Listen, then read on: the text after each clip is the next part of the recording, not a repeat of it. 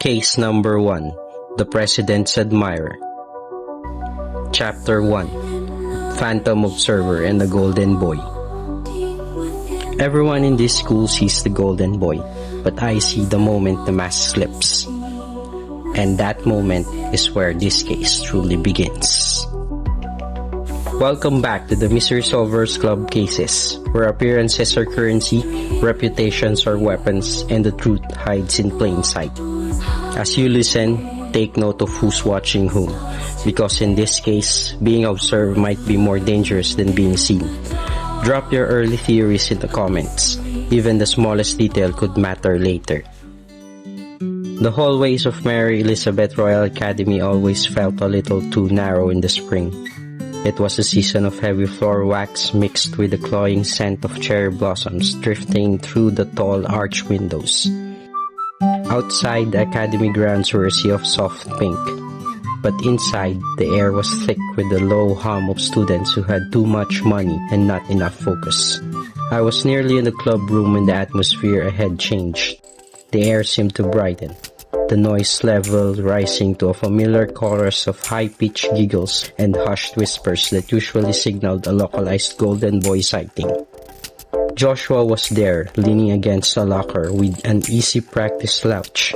The spring light caught his hair, making the school uniform look like high fashion. I could even swear I saw petals fall by the wind. If there was a polar opposite to my existence at Mary Elizabeth, it was Joshua Chen.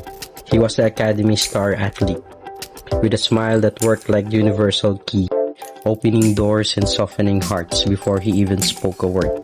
Son of Lamina City's police chief, he has the charm and the genes of a natural-born athlete.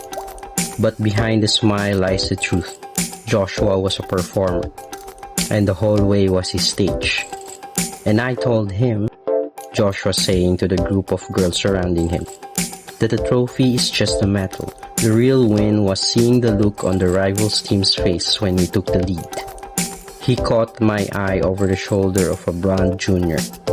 A flicker of relief broke his expression, a tiny break on the mask of the local hero. "Jack, there he is!" Joshua called out, pushing off the locker. The girls turned as one, their faces falling slightly as they saw me, the quiet, unknown scholarship student who usually sticks too close to the elite of the academy. Joshua slung an arm around my shoulders, his weight familiar and light. "Sorry to break up the party, ladies, but the club is in session. Duty calls the brave," he gestured to himself, "and the bored," he gestured to me. With a few more winks and a wave that left a trail of sighs behind us, he steered me towards the end of the hall. The second we were out of earshot, the Golden Boy persona dropped. His shoulders slumped just an inch, and his grip on my shoulders tightened. "I've been stuck there for 15 minutes, Jack," he whispered, wiping a hand across his forehead. "I think one of them tried to steal my handkerchief." "Occupational hazard," I replied, adjusting my glasses. I noticed he was walking a bit faster than usual, his eyes fixed on the clubroom door at the end of the corridor. "You seem eager to get to work today." "I'm just eager for some quiet," he muttered. "The clubroom is the only place in this entire school where I don't have to keep my chest puffed out. Let's just get inside and..." He reached for the brass handle, turning it with a casual flick of his wrist. "Home sweet home," he joked, pushing the door wide. The joke died instantly. Joshua froze mid-stride, both hands raised above his head, and I stopped abruptly. I nearly tripped over my own feet.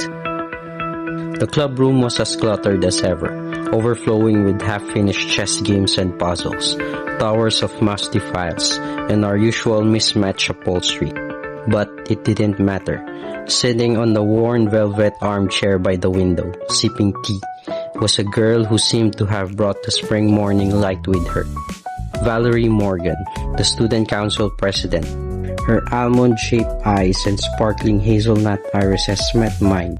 My heart did a strange somersault in my chest. There was a phantom sensation in the back of my mind. A flicker of a memory, of a shared laughter from many years ago that I couldn't quite grasp. I tried to convince myself that it was just a trick of the light, but seeing her smiling made that phantom feeling dangerously real. For a long moment, the air in the room smelled of fresh flowers. Joshua's hand remained paralyzed, raised above his head. His usual charm was replaced by a slack-jaw stare. I felt my face heating up. My usual logic-ridden mind fell silent. The silence was shattered by a dry, rhythmic finger drumming from the head of the low table. Sitting at her armchair is our president, Alice Beauregard, looking more annoyed than usual. Nearest to her, seated in another sofa, in front of Valerie, is our vice president, Charles Meister. He called out to us without turning his head. "If you two are planning on catching flies with your mouths open, do it in the hallway." His tone was flat and utterly bored, but his voice cut through our trance like cold blade. "Close the door, Joshua. You both look like complete fools. Please show some manners." He finally turned his head. His massive frame took up half of the sofa. My eyes trailed toward the head of the table. Alice crossed her arms, her gaze turned to me. Suddenly, the temperature in the room seemed to drop 10 degrees despite the warm spring breeze outside. "We've been waiting," Alice said, her voice like ice. "We have a client." What do you think is the reason why Valerie Morgan is in the Mystery Solvers Club room? Is she the client? What's next?